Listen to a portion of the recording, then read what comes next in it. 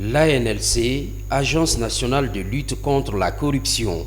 L'institution a également pour vocation la promotion de la bonne gouvernance, d'où le statut d'organisme spécial à la présidence de la République, placé sous l'autorité directe du chef de l'État. Alors que l'ANLC relevait le ministère en charge du contrôle, il a supprimé le ministère de la structure du gouvernement et érigé l'ANC en organisme spécialisé à la présidence de la République en 2010. Le décret 116, également portant organisation de la présidence de la République, a repris les mêmes statuts de l'ANC à la présidence de la République. La nomination de l'actuel secrétaire exécutif remonte à 2014. Jusque-là intérimaire, l'ANLC est tout de même engagée dans un processus normatif. Un travail d'équipe qui a engendré en juillet 2017 la loi portant prévention, détection et répression de la corruption et des infractions assimilées. Un mois après, le 17 août exactement, cette loi de 139 articles est promulguée. Un décret est aussi attendu sur la protection des lanceurs d'alerte, mais ce n'est pas tout. Nous avons en cours, au titre du second cycle du mécanisme d'examen de l'application de la Convention des Nations Unies, l'évaluation universelle de la Guinée. La Guinée n'a pas pu prendre part à la série de rencontres du groupe d'experts à Vienne pour le suivi de cette évaluation. Nous espérons que la session de septembre et décembre nous permettront de rattraper ces deux étapes que nous n'avons pas participé. Au-delà de ce cadre normatif, l'ANLC vient de se doter d'un nouveau service. Il est chargé des industries extractives, de l'énergie et de l'environnement. Cela en réponse aux énormes investissements consentis dans ces trois domaines de développement.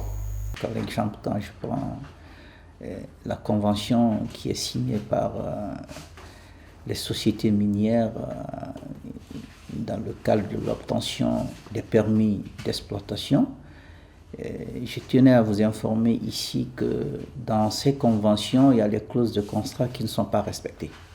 Il faut se dire la vérité, il faut oser le dire, mais tous ces dysfonctionnements, l'ANLC est en train de prendre toutes les dispositions pour qu'ils fassent un premier pas dans ce cadre.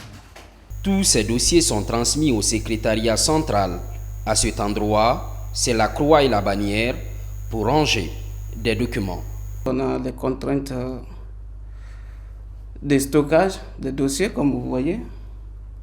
Pour le moment, nous sommes en chantier. On n'a pas un lieu approprié de garder nos dossiers. Donc on est obligé de les faire entourer auprès de nous. Une seule pièce est pour le moment opérationnelle et pour cause, la rénovation de la Villa Van, abritant le siège de l'Agence nationale de lutte contre la corruption.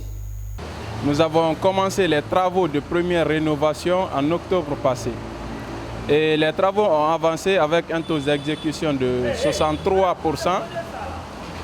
Du coup, on a reçu un plan de conformité de tous les bâtiments de la Cité des Nations. Donc il était question de démolir ce qui était déjà fait comme travaux pour qu'on puisse obéir aux règles de ce nouveau plan. Et c'est ce qui fut fait. Et à la date d'aujourd'hui, les travaux ont redémarré avec les normes de ce nouveau plan. Donc comme vous l'avez constaté sur le terrain, on est à un taux d'exécution de 10%.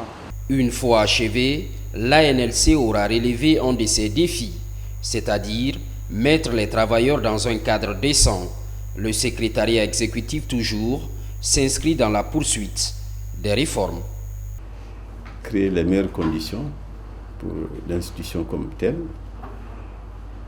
un cadre de travail amélioré, le renforcement de l'effectif par des cadres de haut niveau, la restructuration du secrétaire exécutif et des antennes régionales.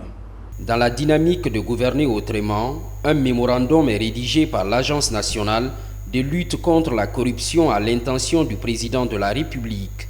Il s'articule autour de 8 axes, entre autres les acquis, les difficultés et les recommandations de la NLC.